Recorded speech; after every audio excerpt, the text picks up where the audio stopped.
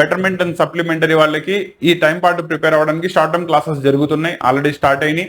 And interest కనుక ఉన్నట్టయితే మీరు విజయవాడ పోరంకిలో రామానుజన్ అకాడమీకి రీచ్ అవ్వండి. So for these supplementary and betterment exams all the best for your preparation. Sincerely prepare అవ్వండి.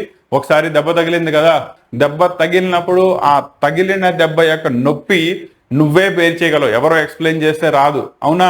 నువ్వు ఎంతైతే నొప్పిని బేర్ చేసావో దానికి డబల్, దానికి ట్రిపుల్ రివర్స్ ఇవ్వండి. నీ ప్రిపరేషన్ లో నువ్వు వన్స్ ప్రాపర్లీ కూర్చుంటే నీ రిజల్ట్ ఎలా వస్తుంది?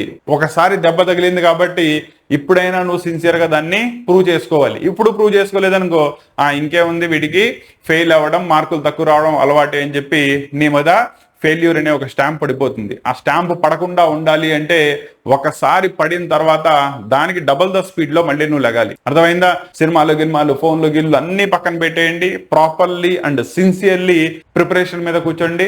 ఈసారి మాత్రం నువ్వు కంపల్సరీ ప్రూవ్ చేయాలి. జస్ట్ పాస్ అవడం ఏంటన్నా, నువ్వు ఫెయిల్ అయ్యావు అంటే ఆ ఫెయిల్ అయిన సబ్జెక్ట్స్ లో ఫుల్ మార్క్స్ గెయిన్ చేసుకోవడానికి మళ్ళీ నీకు ఛాన్స్ దొరికినట్టే. మ్యాథ్స్ సబ్జెక్ట్ పోయింది, ఏం చేస్తావు? ఈసారి నేను మ్యాథ్స్ ఎగ్జామ్ రాస్తే 100 out of 100 రావాలి. దీనిలో నా క్యాపబిలిటీ ఏంటి, కెపాసిటీ ఏంటి, వన్స్ నేను చదువుకోవడానికి కూర్చుంటే ఎలా ఉంటుంది నా రిజల్ట్ అనేది నువ్వు చూపించగలగాలి. అప్పుడు నీ పేరెంట్స్ కానీ, నీ టీచర్స్ కానీ, లేదా నీ చుట్టూ ఉండే నీ ఫ్రెండ్స్ కానీ నీ మీద బిలీఫ్ వస్తుంది. ఓకేనా?